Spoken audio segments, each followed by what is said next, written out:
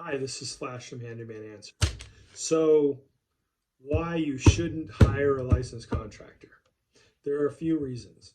There are reasons, obviously, to hire them. There are also reasons not to hire them. So, you've been drilled into believing that you should hire a licensed contractor, and you've been given all these reasons why um, why you should do so. So, this video is about why you shouldn't hire a licensed contractor. So, let's promote the handyman right here. Okay. The comparison between a licensed contractor and a handyman um, could be um, the difference between being covered by their insurance.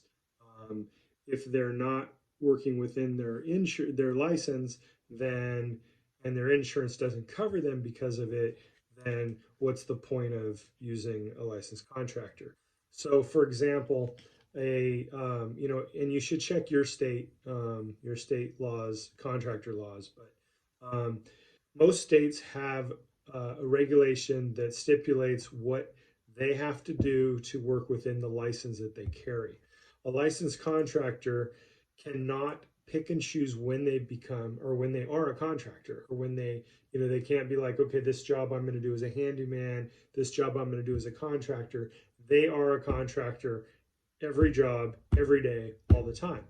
I've talked about this before, but I wanted to go into, you know, basically the reasons why you shouldn't. So, a contractor that is required to work a minimum of two trades, for example, and those two trades don't include carpentry. So it's not like, okay, they're going to do carpentry and they're going to, fix my plumbing, whatever it is. So if they're working outside of their license, meaning that they're doing one job, you call them out to do a repair at your house, or multiple repairs that are still within a single trade, they're working outside their license, which means they're not covered by their license or anything else that requires their license. So, for example, they got their liability insurance, their bond, they got all of that stuff based on being a licensed contractor. Um, Different for a handyman, he gets his insurance based on being a handyman, which is an unlicensed contractor. So the difference is contractor working within those boundaries has to do a minimum two trades. Handyman can do two trades, one trade, five trades, 10 trades. It doesn't matter. There is no stipulation on what a handyman can do as far as trade limits. There are other limits, and again, you should check your state, but um, contractor that works outside of their license that isn't covered by their insurance also isn't covered by your insurance. So you should check with your homeowner's insurance.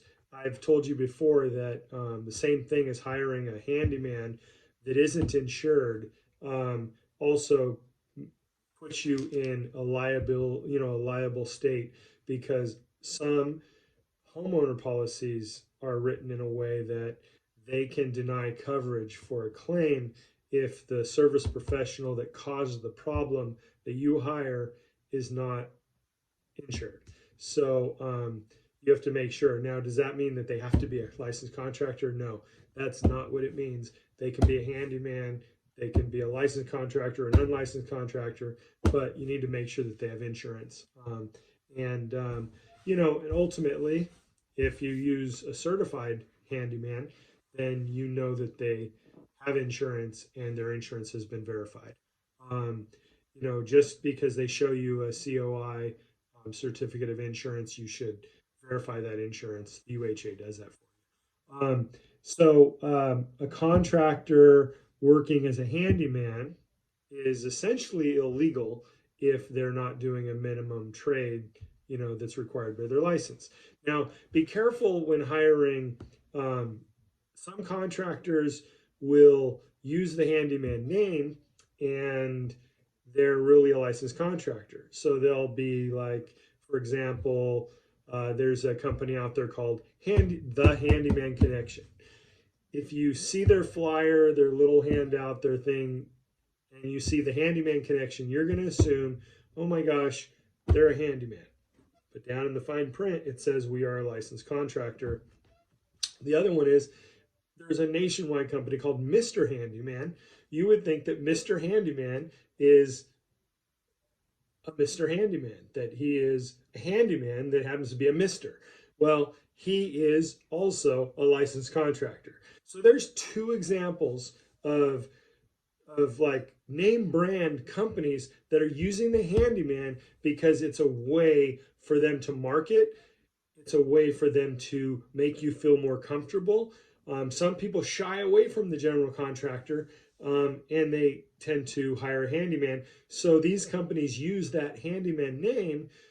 I don't want to say to trick you, but in a way to manipulate you in thinking that they are your handyman.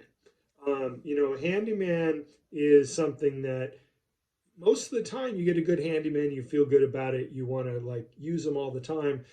Contractors know that they don't necessarily get that hometown, feels good, warm in my tummy feeling when you hire a contractor. They know that most of the time they're probably going to work for you once, where a handyman is going to work for you multiple times.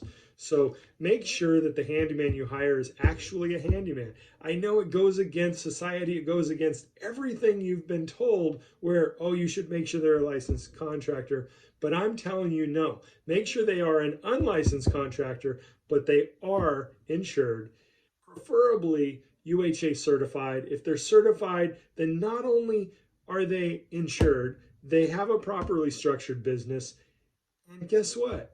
If something goes wrong and they take your money and they don't provide the service they promised, they do not complete the job, and you're out of pocket, you file with the UHA. The UHA stands behind the certification with basically to cover your loss up to $5,000.